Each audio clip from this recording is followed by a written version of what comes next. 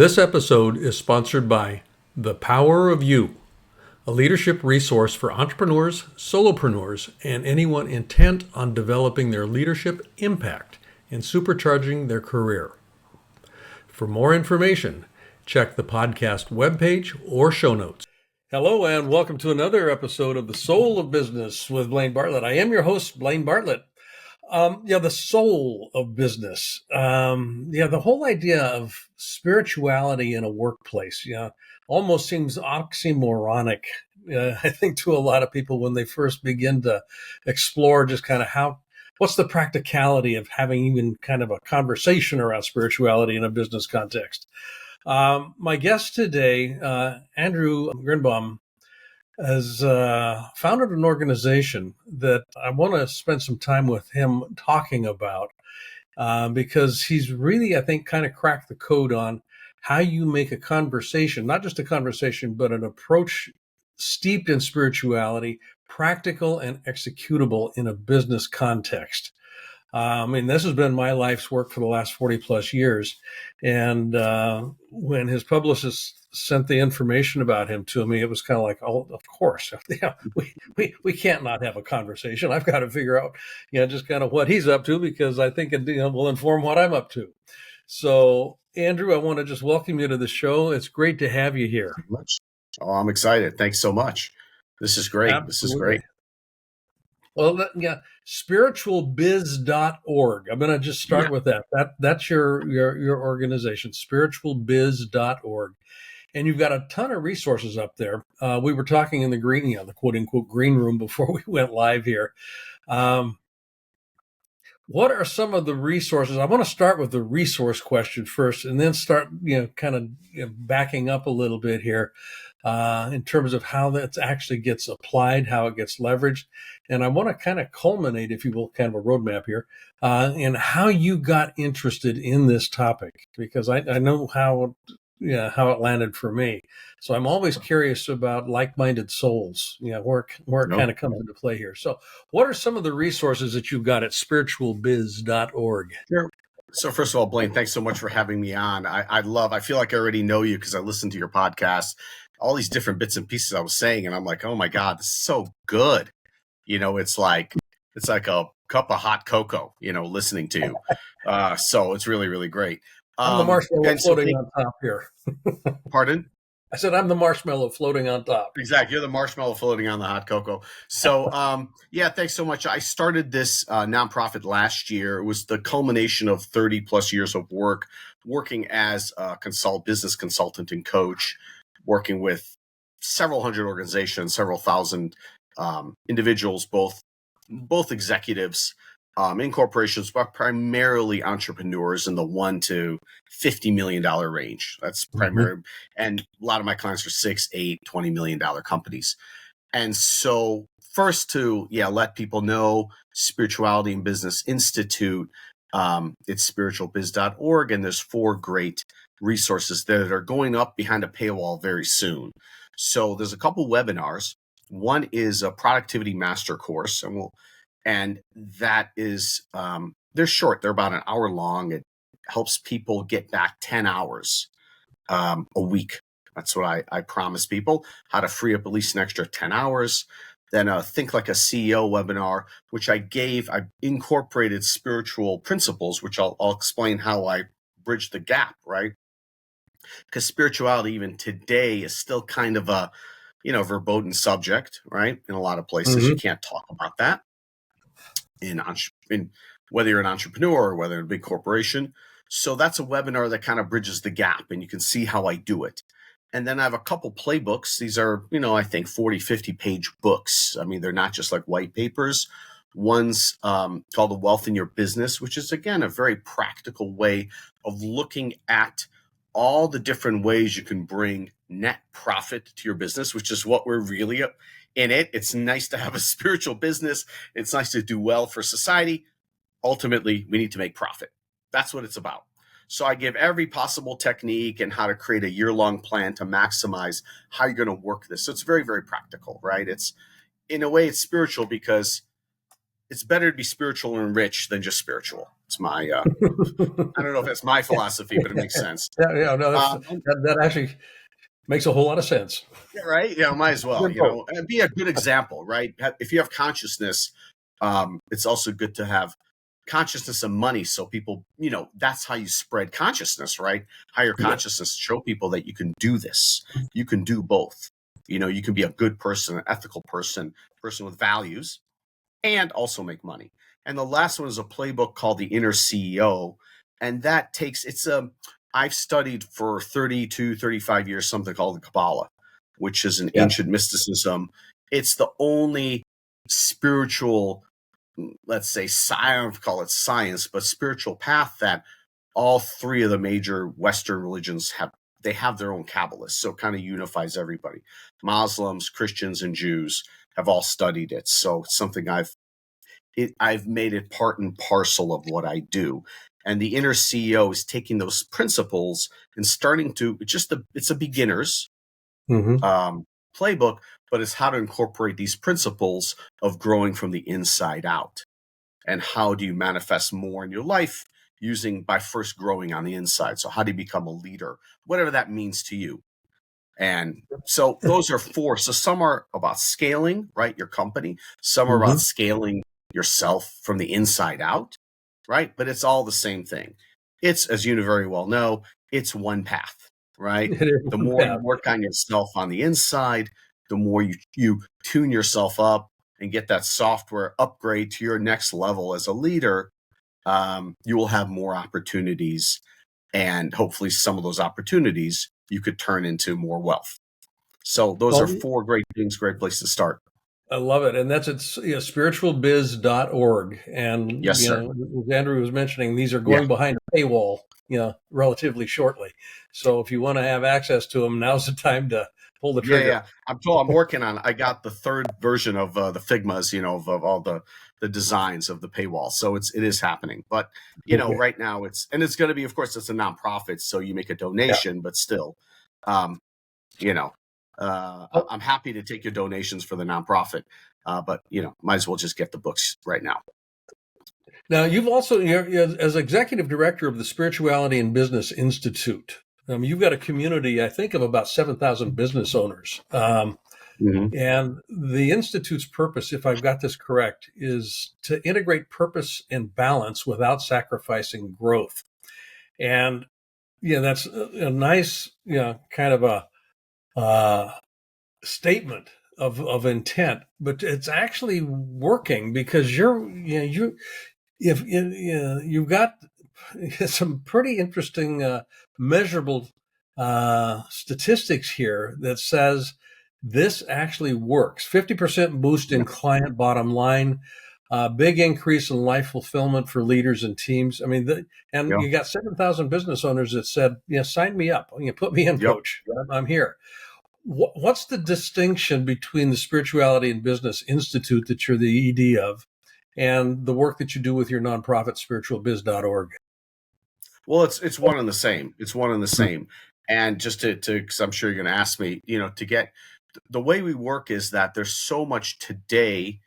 We're so lucky that a lot of these things that even 20 years ago were looked on as woo-woo, things like wellness, right, and mindfulness, science has backed us up.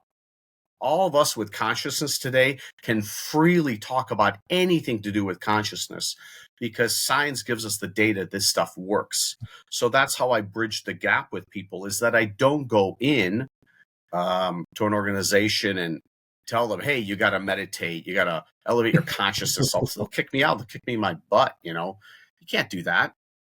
I go in with showing them, look, if you deliver higher service, which is really spiritual, right? How do you deliver 5-star service to your clients, to your vendors, to all the stakeholders? When you figure that out, you're actually going to make more money and the data is there, right? You're going to have more repeat customers. You're actually the difference between 4-star service and 5-star service. And the data is there. So I have a lot of data because I used to be also a professor at 2 different schools. And so I did all the nerd work of doing research, writing a dissertation, combing through boring textbooks to pull interesting things out for my students. I did that work. So the data shows that the difference. So this is how I go into it, and this is how I present it to my clients, is that the difference between, for instance, 4-star service. We think, oh, we delivered 4-star. We did a B, pretty good, right? In school, a B is pretty good. You can get to Harvard on Bs. Not in business. If you deliver 4-star service, this is data across 8,000 B2B businesses, 8,000 clients over 100 different verticals. The chances that somebody will repurchase from you is double if you go from 4-star to 5-star. So adding that little bit of extra, making it really an incredible experience for people will double your sales. This is data. So forget about trying to discover a new product or hiring a new salesperson or anything like that. Ask yourself, are you leading from your heart? Are you really trying to do everything possible for your clients and also your staff and all your vendors and everybody to make a big difference in their life? The companies that do that double their sales. Not only that, the lifeblood of any organization is referrals, right? It's so hard to find a customer or a client. And once you have them, what's the best thing they can do for you? A referral, right? That's gold, right? Yeah. The difference between 4-star service, and we know what that means. When I tell somebody, I don't have to talk about spirituality. I just tell them, what is 5-star service to you? What does that mean? Let's discuss it. Let's create a 5-star service organization, which ultimately, whether you're an atheist or you believe in God or doesn't matter, anything in between, it'll create a spiritual organization. So the difference between 5-star service and 4-star service in referrals is 3x, almost. And 3 stars or less, we've all had 3-star or 2 or 1-star. I was just in a I shouldn't say a Hilton. I mean, it was a really good place, but it just gave me like 1-star service for several days. I'm not going to refer them. So the point is, I can come in and I can show people the data that actually acting, with higher consciousness, coming from your heart. And even if that's too weird for somebody, I tell them, listen, what is 5-star service to you? Do you know what that is? We've all had it. It's going to 3x your referrals. So that's why many of my clients do so well, because they already have a great product. They already have a great service, but maybe they're just falling short. Maybe they're delivering great service, but maybe their staff isn't, and they don't know. So they bring everybody up through, and I show them the data. So it doesn't have to be spiritual, right? I have a lot of clients who are atheists. No problem. An atheist can still understand what values are, purpose, service. Is that making sense? Like, that's how I approach it. It is. I mean, in part, you're talking about, from a metric perspective, a net promoter score. You got a high NPS, and this is translates directly into repeat business, and it's all leveraged off of referral. The idea of spirituality in business, when I wrote the book Compassionate Capitalism, which you see over my shoulder here, if you happen to be on my YouTube channel watching this, the idea of compassion in a business context, when people hear compassion, they think soft and squishy. Compassion actually has nothing to do with soft and squishy. Yeah, a compassionate business makes very hard, a leader of a compassionate organization makes very hard decisions in service of a recognition that everything is connected. So the idea of the purpose of business being to uplift the experience of being alive on this planet. If I buy into that, that's the purpose of business, to uplift the experience of being alive, my product or service has to fulfill that mission. And it fulfills that mission through a recognition that we are connected, that there is connection. And I curate and I husband that connection. And that's, to me, that's where spirituality actually translates into a pragmatic, practical business outcome. Because now people, from a referral basis, but also just from a purely selfish perspective, they're going to beat a path to my door because they like the experience of being uplifted. Yeah, correct. I get to feel good about me. Yeah, they That's feel right. it. And they feel it. Yeah. They feel it. They feel it. There's another, so this will help. So um, it depends what data you look at. I like to be really data driven because Hmm. that, you can't, in our society, the new God is science, right? That's our data is science. Data is God. So that's great. So for a lot of people, so 70% of our decisions are based on feelings. So it doesn't Hmm. matter how great your product is, if you don't have your heart in it, if you're not, people can feel, kind of like salespeople. You can feel whether when a salesperson is really authentic and really cares about you. Those are the people who sell over and over and over again. They're not the people who try to drive the product or service down your throat. Those people maybe do well sometimes, but we feel authentic people. It goes beyond, you don't have, people know it. And we've all had that. I have, used to be a client of mine, a car salesman who makes over $1 million a year. Okay. Selling Hmm. cars. BMW's not super high end car. He doesn't, sell like supercars. He works at a BMW dealership. And besides having an incredible work ethic, being there every morning at 7 a.m., young guy, he studies stoicism. So he's very determined Yeah. and he knows he's, personal responsibility is a big deal for him, but he really cares. He calls people. He still cold calls executives every morning and telling about the latest deals. And he really wants to give them just a great experience driving a beautiful car. That's what he's about. And people Hmm. feel it. And they go, you know what? Because it's weird, right? To get a cold call from a car salesman selling you BMWs. That's like most of us would hang up because Yeah. most people would try to get you in the door. His consciousness, his thought process is, I'm calling somebody because I have something beautiful to offer them that will change their life, right? When they're going to work, coming back, when they're going to meetings, they're going to have this luxurious, incredible experience. Hmm. That's his consciousness. And he's been trying to teach it to other people. They actually made him a manager for a while, and people don't get it, that Yeah. your heart matters. And they don't get it. He's trying to teach them, go with your heart. He makes over $1 million a year selling cars. Don't tell me, the car market's bad, good. It doesn't matter. When you're Yeah. coming from your heart, you can make a bundle, doing anything. Yeah. It's And so consciousness. that's it's consciousness. He really comes from the heart. So there's this whole movement, and I'm trying to be one of the proponents of it, right?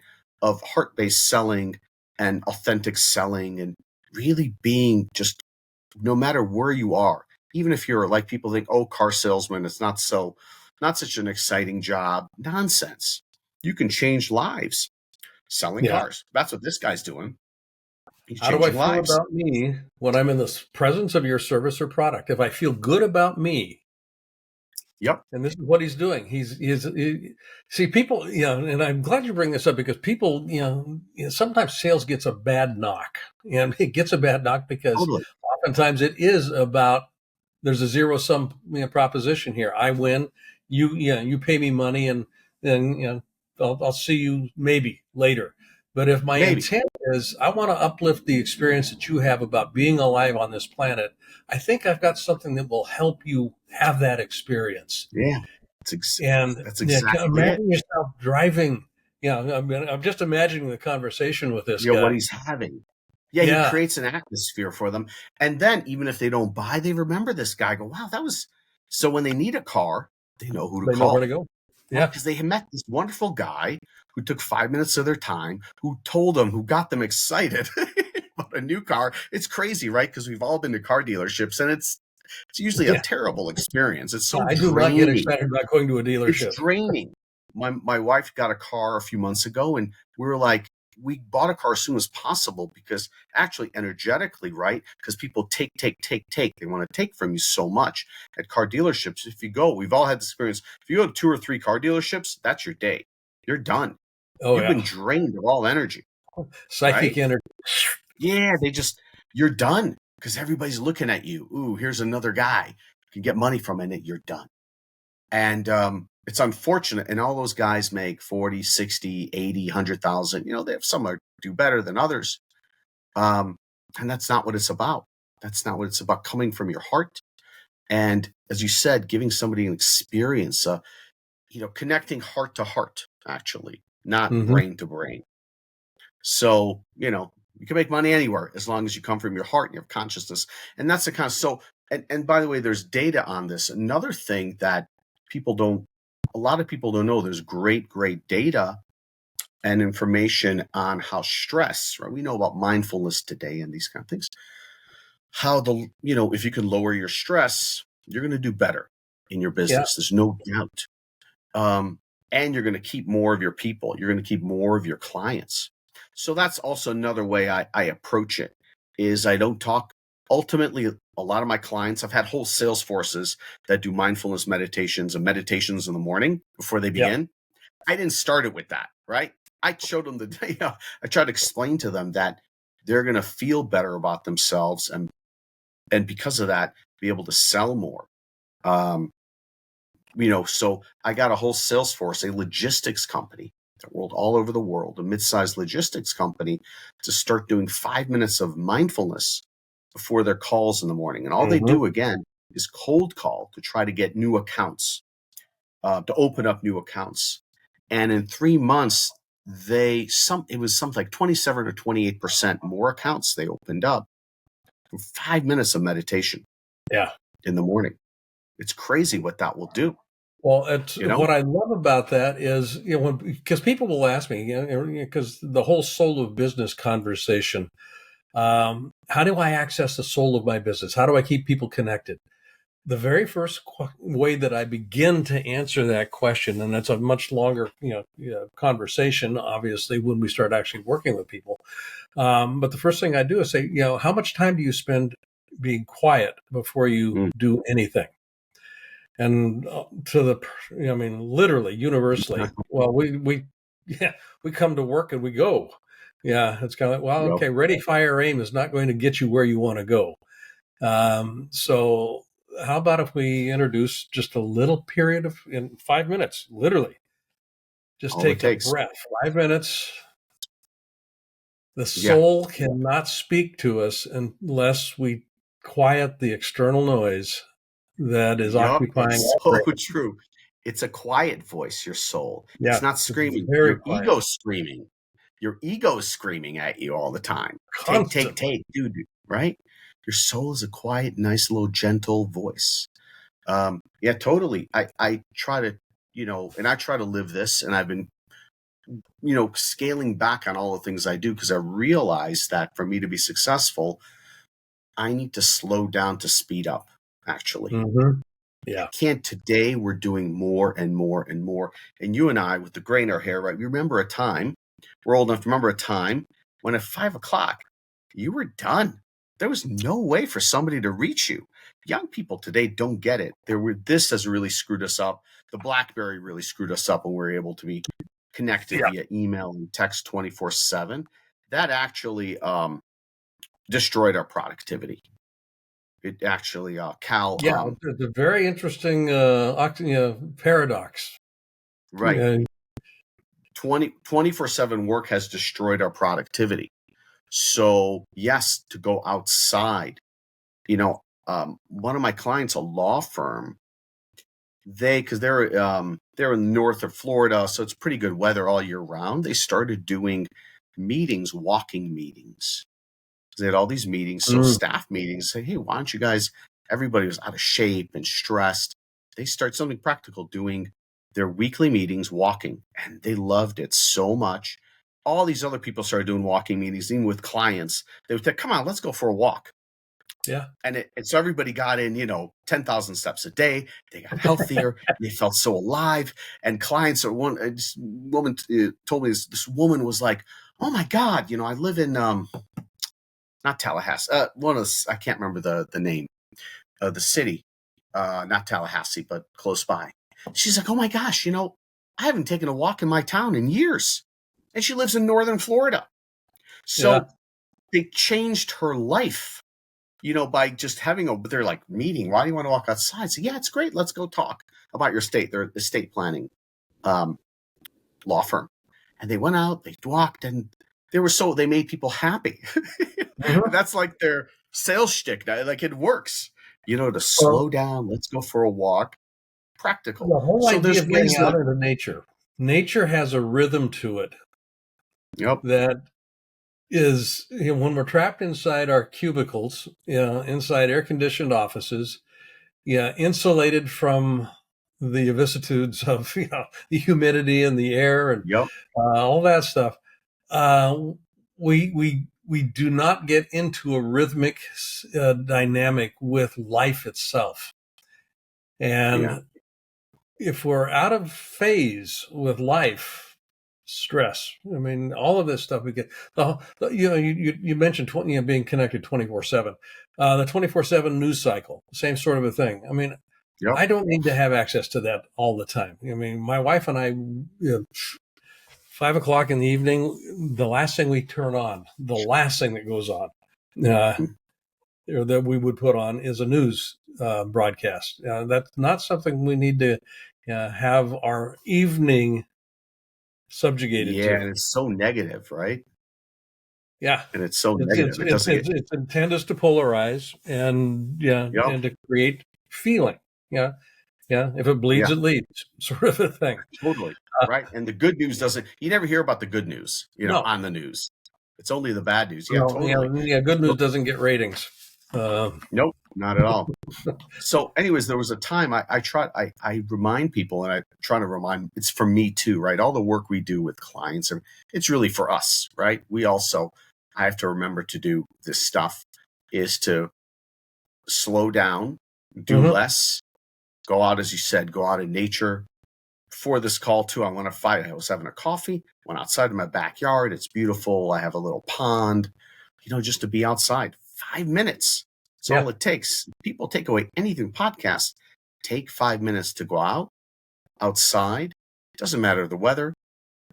Bundle up. Even in the cold, it's wonderful. Just to yep. take a break. And don't No, take your phone with you. don't Don't take take your your phone. phone with you. Yep. Don't take your phone, because we were much more productive. And also the data is out there too.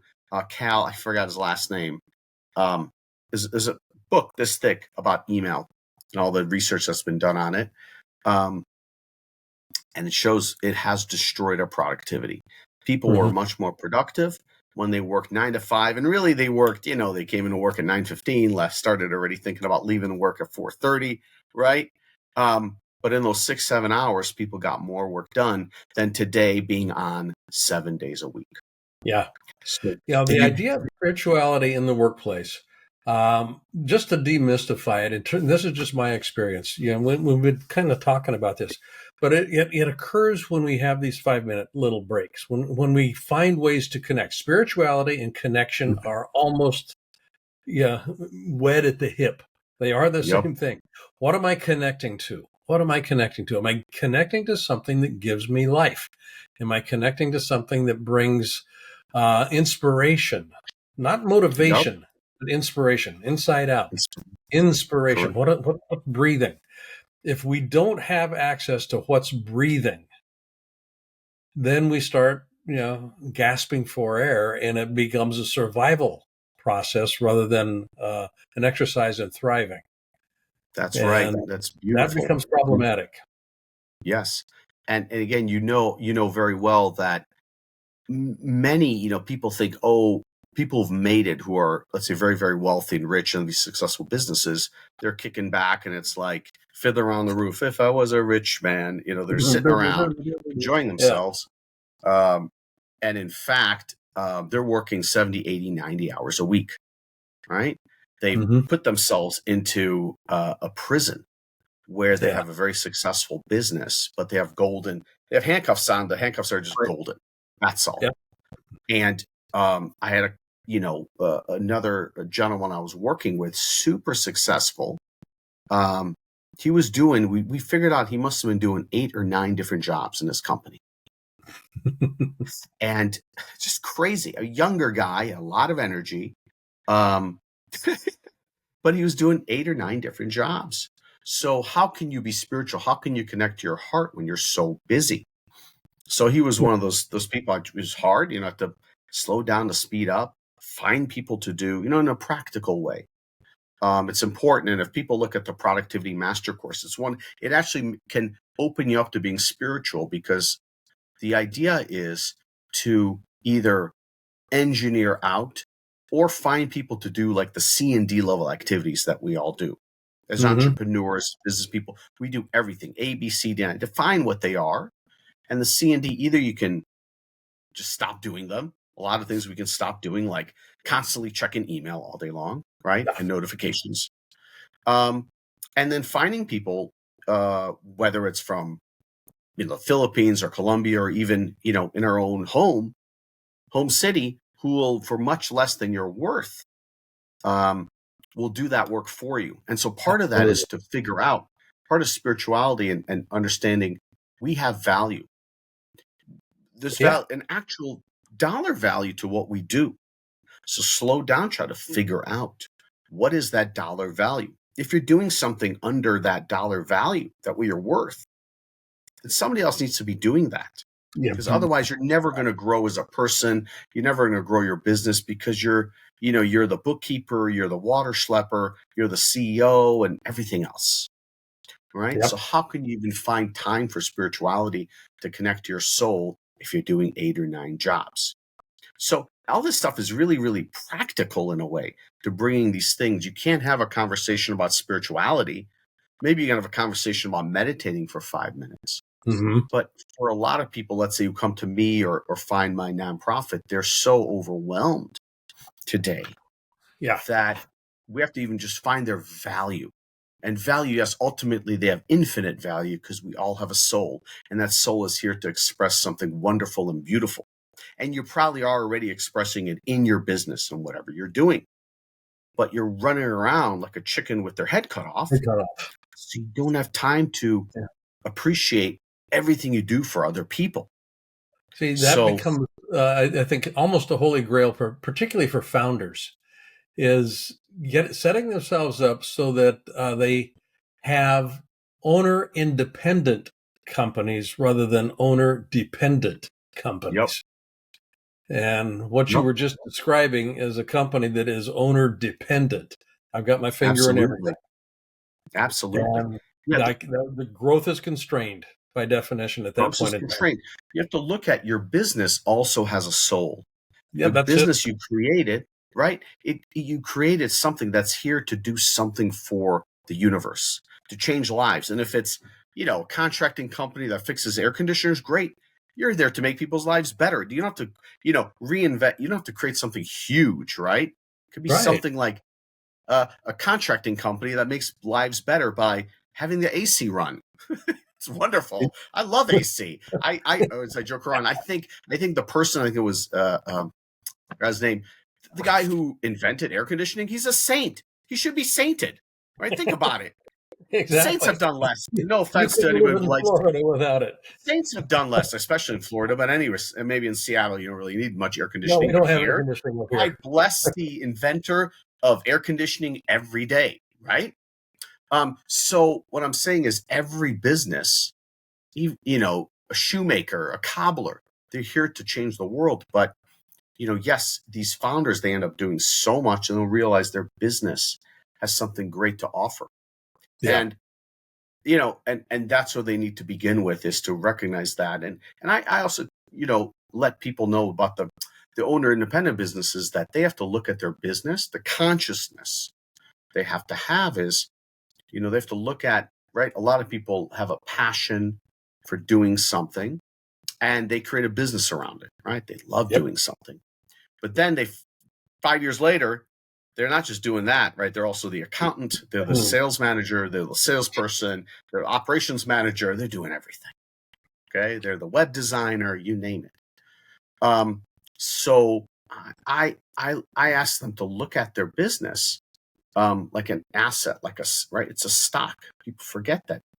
You're small. It's a great asset class. Small businesses, they're a great asset class to make a lot of money.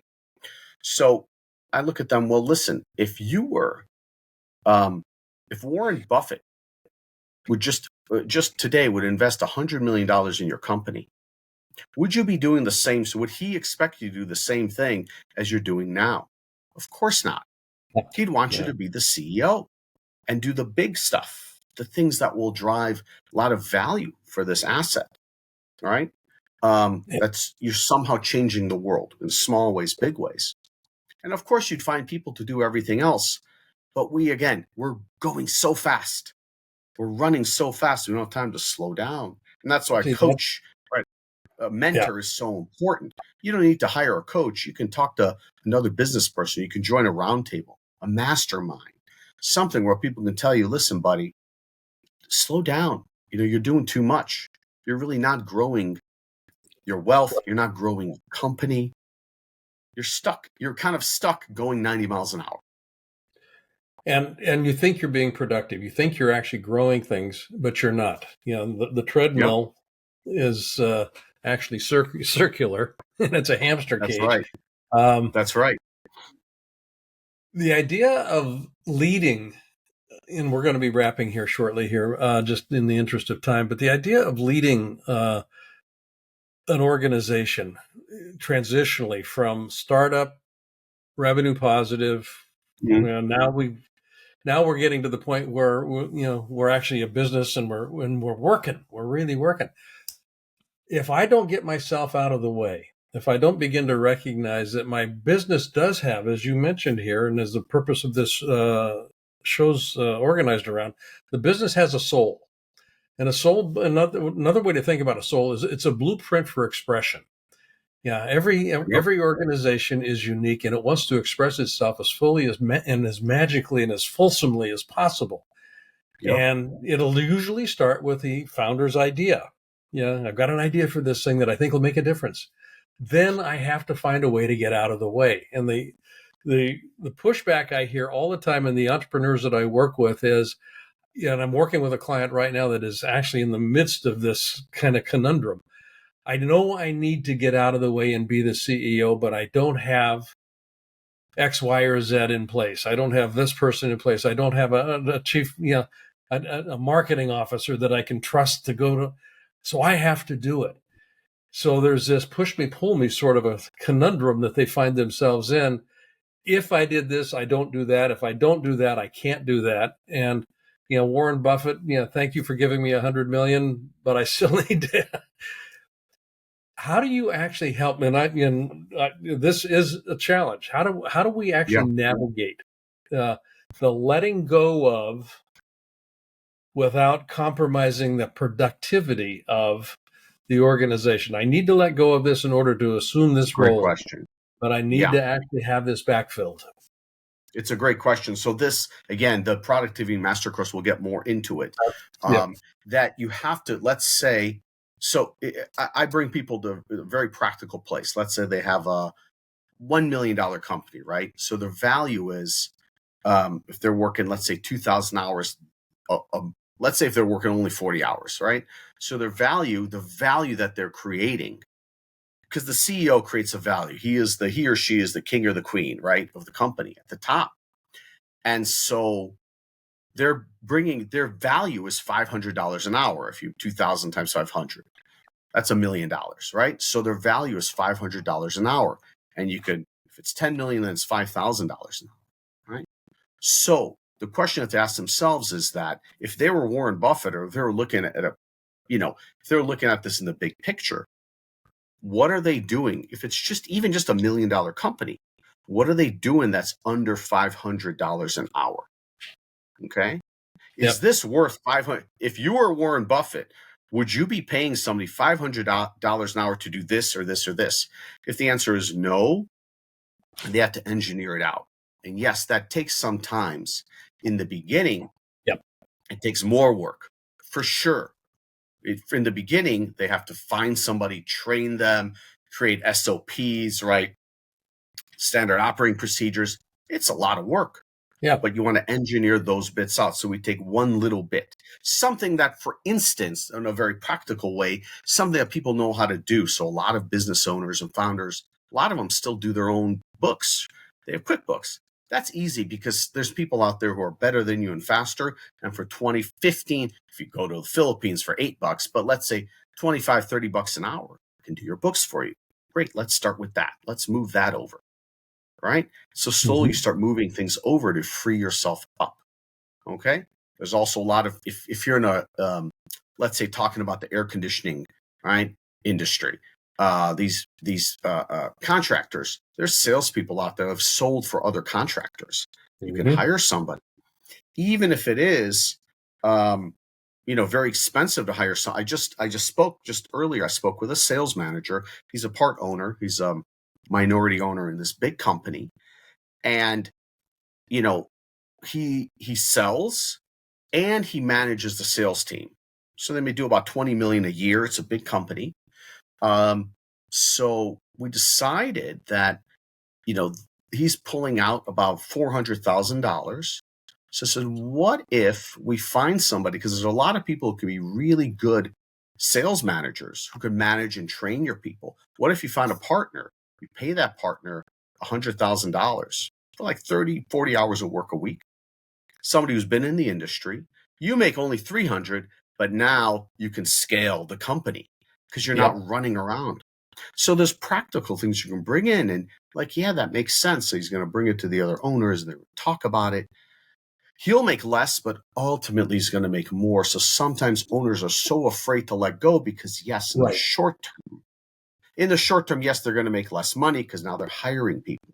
But if you're making $400,000 a year, my friend, if you're working as traveling all around the country as a salesperson and you're managing a team traveling all around the country helping those people, you're not enjoying that 400,000. No, you're not.